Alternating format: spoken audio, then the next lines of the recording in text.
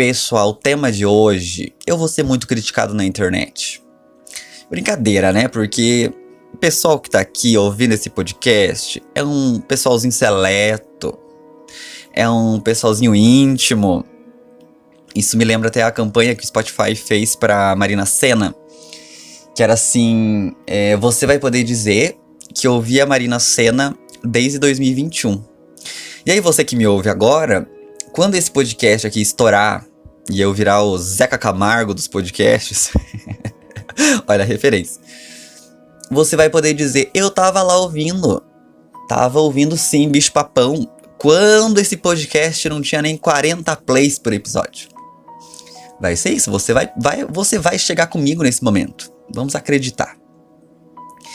E hoje, eu acho que a linha é uma linha difícil de raciocínio que eu vou tentar fazer, porque ela é cheia de possibilidades e oportunidades de contradição, igual a vida.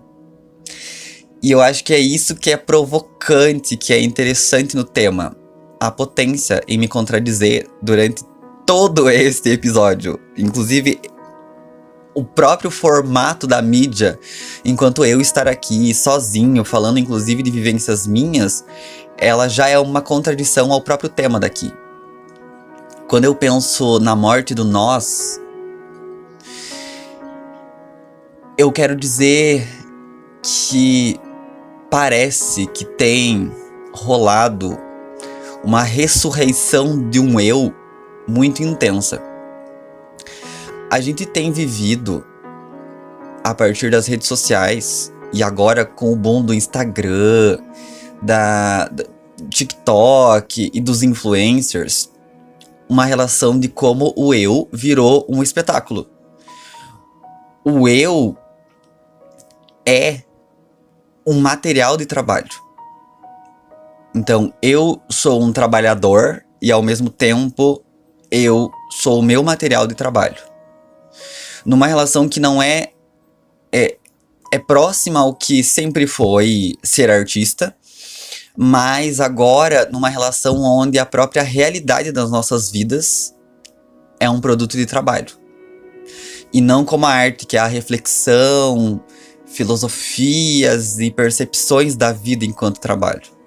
E isso pra mim muda muitas coisas, porque aí esse eu vira o centro de tudo.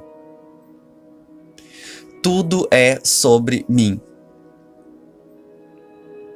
E a gente vai virando essa ilha complexa a partir de um discurso de autossuficiência que tem me incomodado muito. E eu sempre vou ponderar quando eu discuto essas questões no sentido de que aqui a gente não tá falando de um contexto onde alguém tá vivendo uma violência e ela precisa se autoproteger. Ou ela tá numa situação abusiva, tóxica, e ela precisa encontrar o eu como segurança para sair dessa situação. É mais como um fenômeno cultural de a gente olhar como as nossas vidas viraram um espetáculo. Nós não precisamos nem ser influencers com milhões e milhares, enfim, de seguidores. Os stories nada mais são do que fazer a nossa vida, de certa forma, um reality show. E o quanto nos interessa isso. É porque a gente fica, muitas vezes, eu tenho um pouco hábito de ficar tanto tempo preso aos stories, mas quando fico, tô ali assistindo a vida das pessoas, assistindo aqueles fragmentos de realidade do eu daquela pessoa. E esse discurso, que a gente teve 2 discursos, e eles se entrechocam muito em determinadas situações, que é o discurso da empatia, que acabou gerando até uma situação assim que virou uma empatia tóxica, porque ela na verdade era muito hipócrita, né? Uma empatia que todo mundo falava que tinha que ter, mas ninguém tinha, e ninguém tinha a possibilidade de ter. E em contrapartida, um discurso de autossuficiência, de você se basta, se escolha sempre. E eu acho importante que esse discurso esteja conosco, assim, de você se basta, de você é importante, se escolha, mas com muito cuidado. Porque às vezes eu sinto que há uma grande anulação do nós. Porque o nós não é só eu e não é só você. É um encontro. É metadinha do caminho. É eu vou até metade e você vem até metade. E aí surge um nós. É óbvio que na prática esse é o lugar ideal do nós, né? Onde todo mundo doa igualmente para as relações, para as possibilidades, para o acontecimento. É óbvio que na vida prática, no cotidiano, é difícil a gente sempre conseguir na relação, nossos relacionamentos, os nossos amigos, a nossa família, sempre ir até metadinha do caminho e outro sempre vir. Vai ter dias e oportunidades que eu vou um pouco mais, e dias e oportunidades que o outro vem um pouco. Nesse jogo que a gente chama de nós, que é eu mais você. Eu sinto que às vezes eu caminho muito até o outro e eu chego a acostumar o outro a ir sempre esses passinhos a mais. A ponto que o outro só vai perceber que eu tô investindo muito no nós quando eu peço para que o outro faça o caminho que eu estava fazendo e venha até mais próximo a mim. E aí sempre vai rolar nossa, agora eu percebi que havia alguém se doando a mais nessa relação do nós. Em várias situações. Em relações de trabalho, em relações de amizade, em relacionamento. E quando você se doa muito pro processo de fazer um grande nós, chega uma hora que você sente necessidade. Porque você acaba entregando muito. E isso nem sempre é reconhecido pelo outro. Porque o outro, ele tá dando o que ele acha que consegue. Ou até o que ele consegue. Porque aí a gente lida com expectativas, né? Eu lido com a expectativa do que eu gostaria que essa outra pessoa entregasse para o nós. E tudo que não atender essa expectativa, eu acabo jogando no pertencimento do eu. Ele está pensando nele mesmo, nela mesma, enquanto eu vou até ela. E às vezes isso procede, às vezes não. Às vezes eu consigo reconhecer que eu tenho mais disponibilidade, tempo, forma de me organizar para doar mais de mim ao nós. Ao mesmo tempo que isso me incomoda, porque isso vira um traço da minha personalidade e em todas as situações eu sempre estou muito disponível para o nós. E isso faz com que as pessoas, muitas vezes, se aproveitem disso e se coloquem em lugares cômodos. Só que é muito tenso porque isso não é sobre mim. Eu preciso mudar as minhas expectativas em torno da construção do nós quando eu estou construindo um nós com os outros. Né? A noção do nós, do coletivo da minha cabeça, ela é diferente do que dá o funcionamento da prática. Mas essa sensação de estar doando muito ao nós, ela vira esse traço de personalidade. E ela vai sendo percebida pelas pessoas, o que pode fazer com que o outro tire proveito do meu eu, de mim, da minha relação com o nós. E eu sinto uma coisa complexa assim de trazer para as palavras, a profundidade e a gravidade da relação nós, porque o que surge esse discurso de você se basta, sempre se escolha. Eu não consigo condenar ele de todo, não é uma boa palavra condenar, mas eu não consigo achar ruim de todo, porque nós estamos vivendo num momento onde eu tenho a impressão que o outro, em todos os lugares que uma outra pessoa pode ocupar na minha vida e criar uma relação comigo, tem se apresentado sempre como um risco. Quanto mais eu fui envelhecendo e mais decepções, né, eu fui vivendo, algumas em torno das minhas expectativas, mas outras em torno do que essas pessoas dos meus vínculos se transformaram, se revelaram e fizeram dentro dessas relações todas, de todos esses contextos,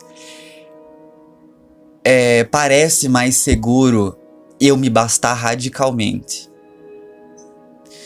Eu sempre me escolher, sem nunca abrir mão. Mas aí a gente vai pro lugar de, se eu não abro mão de algo, de algumas coisas, nunca vai existir uma relação. Porque eu preciso abrir mão de algumas coisas, o outro precisa abrir mão de algumas coisas, para que uma relação seja possível. E veja bem, não só amorosa. Familiar, de trabalho, de tudo. Então, se eu vou, tipo, deixar essa ideia exacerbada de autossuficiência, eu vou encontrar um lugar idealizado de uma romantização da solidão. E nem sempre a solidão é um lugar saudável. Quase nunca é. A gente brinca aí com essas palavras, solidão e solitude, enfim. Não sei até que ponto é uma falta de coragem da gente enfrentar o estar sozinho e tentar achar coisas boas e coisas ruins nisso, dar sentidos para o estar sozinho. Mas a gente não consegue sustentar o discurso de uma autossuficiência radical. Você depende de pessoas o tempo todo. Você está em relações quase que involuntárias com um outro. Nem só de fato afetiva, mas também afetiva. Você depende do outro. Depende dos serviços do outro. Depende da disponibilidade do outro. Depende da companhia do outro. Depende dos estudos e das especialidades do outro. O eu não existe sem o outro. E é muito interessante também que eu e alguém nem sempre é necessariamente um nós. Porque eu e um outro, voltando lá naquela questão de como muitas vezes a gente se doa muito pro nós, pode ser só uma relação do eu do outro. Que você tem aquele vínculo com aquela pessoa, mas ela não tem o vínculo com você. Ela não tem aquela admiração por você. E isso não faz um nós. Nós é sempre um encontro. E um dos meus erros, eu acho, de encarar a vida, e que eu ainda fico pensando muito sobre isso, é sobre reciprocidade. Porque quando eu me dou, e às vezes eu passo da conta de como eu me dou, eu não faço isso porque automaticamente eu quero que aquela pessoa faça exatamente a mesma coisa, igualmente, de volta pra mim. Talvez eu não faça consciente. Mas eu sempre acreditava que, se eventualmente eu viesse a estar na mesma situação que aquela pessoa, ela faria aquilo por mim de forma muito natural, sem nenhuma cobrança, mesmo que eu não tivesse feito por ela. Era como se fosse assim: eu estou fazendo isso por essa pessoa, porque eu gosto muito dela. Mas, mesmo que eu não fizesse, essa pessoa estaria disposta a fazer algo por mim numa situação que eu precisasse. Então eu fazer não era para obrigar essa pessoa a fazer algo por mim, porque eu fazendo ou não fazendo, tendo possibilidade de fazer ou não tendo, eu acreditava que essa pessoa poderia fazer algo por mim também. E aí você vai descobrindo que você fazendo ou não fazendo, aquela pessoa muitas vezes, e quase que na maioria das vezes, não vai fazer por você. E isso também é um problema do nós. Porque o ser humano tem um negócio aí rolando há muito tempo, a história já nos mostra, que é o quanto a crueldade se manifesta na vulnerabilidade do outro. Isso pra mim é uma das coisas mais assustadoras de me relacionar e de construir um processo de nós, de eu e você, de eu e o outro. Me lembra, inclusive, uma performance conhecidíssima da Marina Abramovic. Acho que a tradução do título da performance é Ritmo Zero, eu acho. E ela está num espaço. Tem do lado dela uma mesa com 72 objetos, se não me engano. E a performance dá no seguinte: a performance depende de uma relação dela com alguém. As pessoas que passarem por ali, elas têm autorização para fazer com o corpo dela o que elas quiserem. E aí ela coloca, dentre os objetos que estão na mesa, um revólver carregado. Ela coloca arame farpado, ela coloca espinho, coloca coisas que podem realmente machucar o corpo dela. E lá pelas tantas dessa performance, as coisas começam a sair de um lugar aceitável e ir para um lugar muito radical, do qual ela estava disposta a experimentar desde o início, porque ela queria entender os limites. E o corpo dela estar ali, prometendo não revidar, em extrema vulnerabilidade, é posto em várias situações de risco. Inclusive, tem um dos momentos da performance que uma pessoa desconhecida pega o revólver e coloca na mão dela e aponta para a própria cabeça e deixa o dedo dela no gatilho. E coloca o dedo, essa pessoa desconhecida coloca o dedo sobre o dedo dela e engatilha. E aí, nesse momento, precisou ter uma intervenção da organização e segurança da performance, porque não se sabia, assim, o limite era muito tênue. Então a crueldade se manifestou ali publicamente porque havia uma vulnerabilidade. Havia um corpo que não revidaria. E isso pra mim foi, tipo, bem chocante. Fizeram outras várias coisas, assim, termina a performance, tem uma foto do final da performance que ela tá, assim, com o peito sangrando, porque colocaram espinhos de rosa, assim, galera, nossa, foda. E isso me bateu muito forte, essa experiência, assim, de pensar nessa performance, no jogo dessa performance, porque é um pouco assim que a gente se sente numa relação vulnerável. Construir uma relação profunda do nós depende de uma vulnerabilidade muito arriscada. É por isso que a gente se lasca tanto, porque é muito fácil, dentro de uma dinâmica muito posta nas relações de dominação e dominado, de superioridade e inferioridade, onde parece que a gente não consegue não ocupar um lugar desses, a gente não consegue fugir.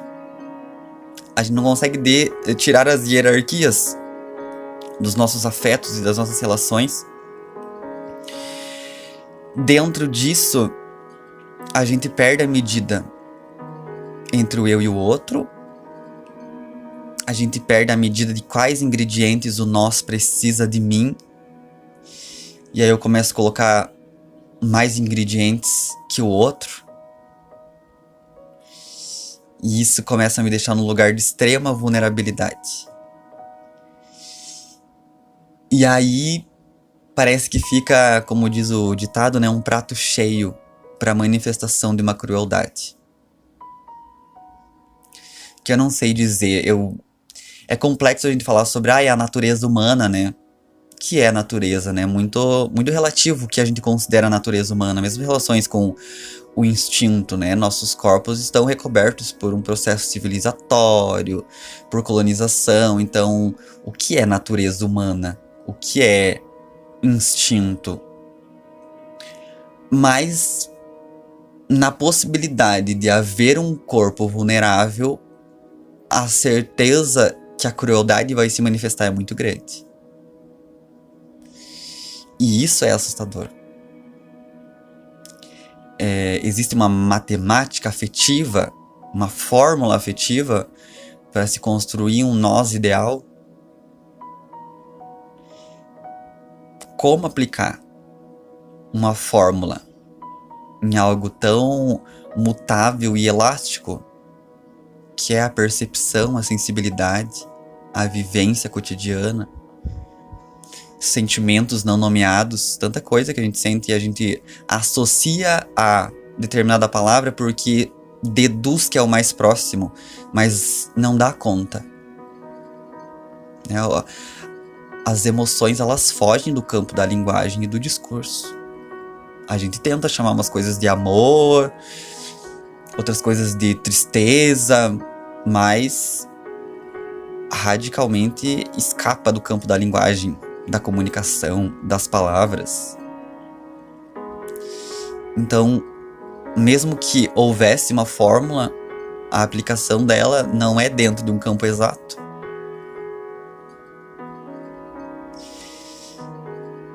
E esse lance de um eu radical e extremamente autossuficiente, do qual é impossível. Impossível. Já falei isso aqui, já bati o martelo.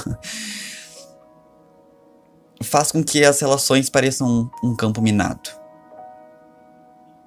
Você dá um passo e há o risco de uma explosão. E me incomoda porque, veja, nem todo eu, nem todo o si tem o mesmo peso também. Uma das coisas que aconteceu muito foi, por exemplo, um boom das autobiografias, principalmente por parte das minorias sociais. Só que aí houve um tipo de apropriação, onde pessoas que ocupam lugares de poder se sentiram autorizadas a também falar sobre si, como se fosse super importante falar sobre elas. E, na verdade, o fenômeno das autobiografias por essas pessoas tidas como excluídas era um exercício para a construção de um nós, porque eram histórias, corpos que não eram vistos, que não eram postos no jogo do nós, que não faziam parte da dinâmica do nós. Então, quando esses corpos falam sobre si, não tá dentro desse campo da autossuficiência, do eu me basto. Tá num campo de olhe para mim também. Eu posso fazer parte de um nós. Era um exercício para olhar para o outro. Para que o meu corpo olhasse para o outro. E até isso foi capturado de um jeito que todo mundo achava que falar de si era algo extraordinário. E é complicado esse lugar. Porque algumas narrativas de si são muito mais potentes. Só que aí, se as pessoas que sempre falaram sobre si vão ter sempre o olhar das pessoas, de todos. Porque as pessoas que ocupam esses lugares altos, assim, elas conseguem fazer com que eu abra mão das percepções de mim mesmo para olhar para ela. Olha que complexo, né? Talvez este seja um dos episódios que eu esteja flertando aí com discussões até um pouco mais sociais, assim, mas é que tem muito a ver. Porque, pelo que eu tenho observado, tentado conversar com as pessoas mesmo, isso opera essa relação da morte do nós, onde o eu está no topo. Isso influencia no dia a dia, na percepção de si mesmo, e também em questões políticas. Por isso que eu acho, assim, eu tava me preparando pra falar sobre isso, porque eu sabia que ia ser perigoso, talvez, mas contraditório, muito, mas importante pensar. Porque outra pergunta que me vem é sempre que as pessoas sempre falam, né? Quase um senso comum de que entre o eu e o outro, sempre se escolha. Eu consigo entender, através do senso comum, o que essa frase está querendo dizer. Porque escolher o outro é uma negação de si, de certa forma, né? É mais radical, assim, é um deixar um eu para viver o outro, a vida do outro. Mas, ao mesmo tempo, não podemos levar tão ao pé da letra essa frase. Porque a gente só está tendo que escolher entre eu e o outro porque a gente tem ainda essa relação hierárquica. E o nosso processo de não saber direito quando é seguro abrir um pouco, reformulando a frase, quando é seguro abrir mão um pouco de mim, de algumas coisas minhas, para a convivência com o outro. E isso a gente pode falar em micro, nas relações cotidianas, e em macro. Esse auge da individualidade influencia em como a gente se coletiviza politicamente. Porque aí a gente vai ficar olhando só para o umbiguinho e todo mundo vai mirar só no próprio umbigo. E o outro vai ser sempre um segundo lugar.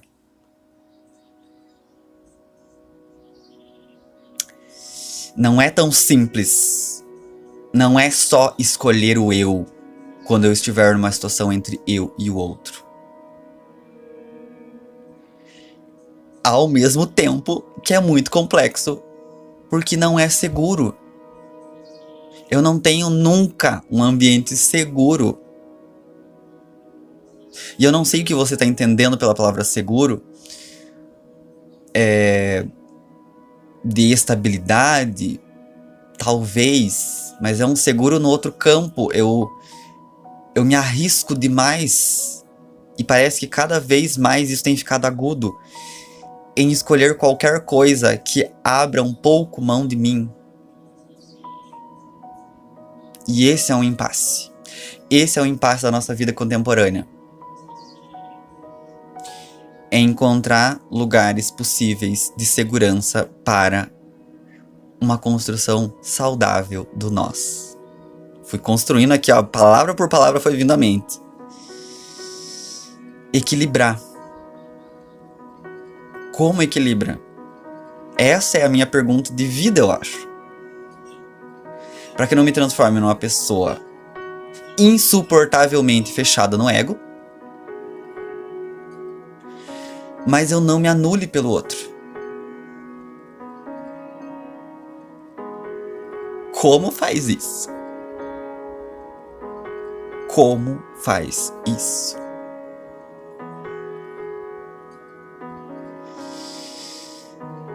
Nossa, tô aqui, ó. Bateu, essa pergunta bateu assim, ó. Foi no gravador e bateu aqui no peito. Um dos desafios pra mim, nessa conclusão de pensamento, assim, é primeiro fazer uma pergunta. Nós ainda sabemos conviver em nós, em coletivo? É saudável que tudo seja sobre o meu desejo e sobre como eu me sinto? É possível mediar, encontrar um meio do caminho seguro entre eu e o outro? O outro me soa como uma ameaça constante? E não é só o outro da rua, é o outro dentro da minha casa, é o outro do meu casamento, é o outro da minha família, é o outro no meu trabalho, é o outro minha namorada, meu namorado.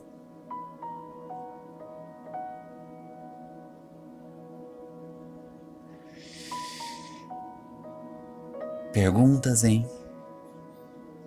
Mas penso que o primeiro desafio seja desfazer um lugar de hierarquia entre o eu e o outro, para que seja possível uma convivência entre o eu e o outro num lugar próximo e seguro.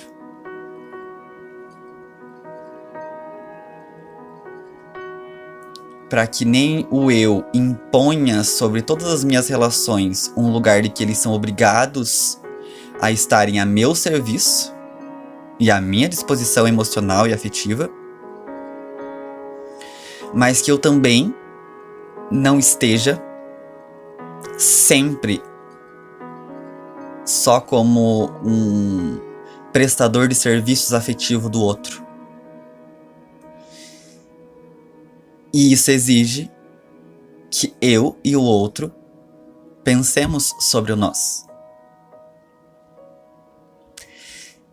E isso me parece a coisa